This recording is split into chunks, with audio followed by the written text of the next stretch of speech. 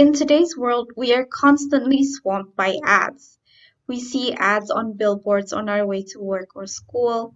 We see them between YouTube videos and even sometimes between songs on Spotify. Just how many ads are we exposed to on any given day? Is it in the hundreds, thousands, or more? The answer is a lot. But as you may have noticed, we aren't persuaded by all 10,000. Similarly, we aren't always persuaded by the things our politicians say, or even health messages that are for our own good. This prompts the question, how does persuasive communication work, and what persuasive strategies are most effective? In this series of videos, you will find out. Welcome to Persuasive Communications.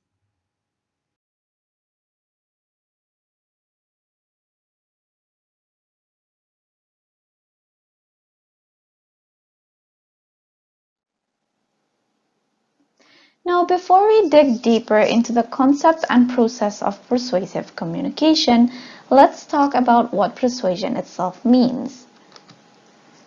Persuasion involves the use of communications to change the beliefs, attitudes, and behaviors of others.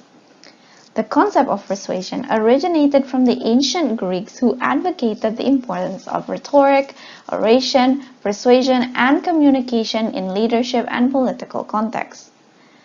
But empirical research on the topic didn't begin until World War II, when the need for understanding how to influence people's opinions became really urgent.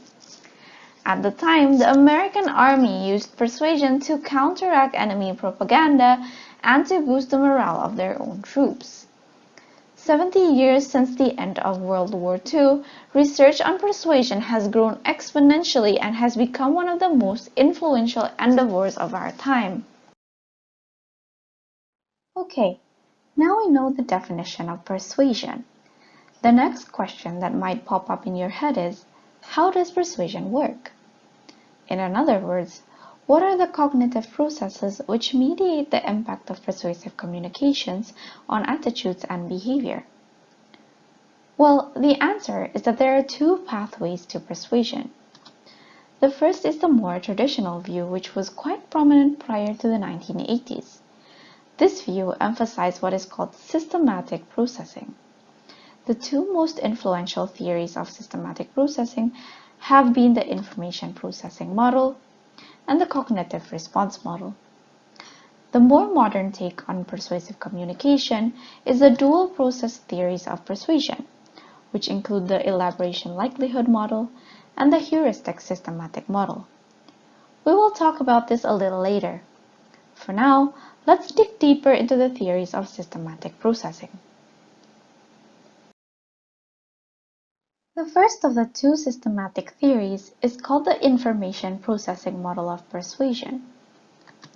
According to this model, the persuasive impact of a message is the product of at least 5 steps: attention, comprehension, yielding, retention, and behavior. You can see a diagram that visualizes this process on your screen. For example, we often see advertisements from politicians during TV breaks which aim to persuade us to vote for them or their party. If viewers use the break to go to the bathroom, meaning that they fail to attend and listen to the speech, the appeal will not result in attitude change. Even if viewers attend to the communication, it will have little impact if they find the arguments too complex, meaning that they fail to comprehend, or if they do not accept the communicator's conclusions, meaning that they fail to yield.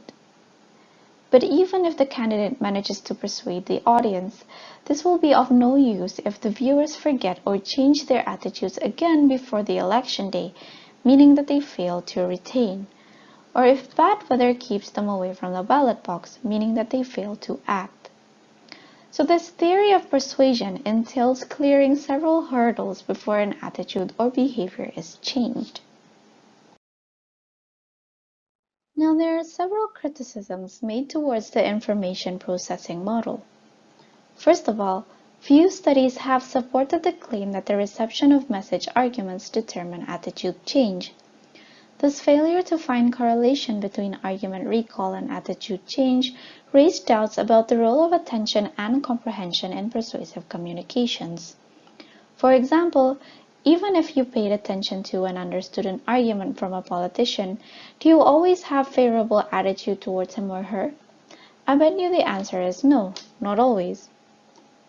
Even more critical for the model was the fact that it lacked specific theoretical principles that explain the process and factors which mediate the relationship between acceptance and attitude change. An answer to the criticism made towards the information processing model is the cognitive response model. The cognitive response model of persuasion was developed partly to explain the absence of a correlation between argument recall and attitude change. According to this model, it is not the reception of arguments which mediates attitude change, but the thoughts or cognitive responses stimulated in the recipient by those arguments. The information processing model we looked at a few short moments ago treats recipients like passive listeners. Once we understand, we are persuaded. But in reality, listening to a communication is like a mental discussion.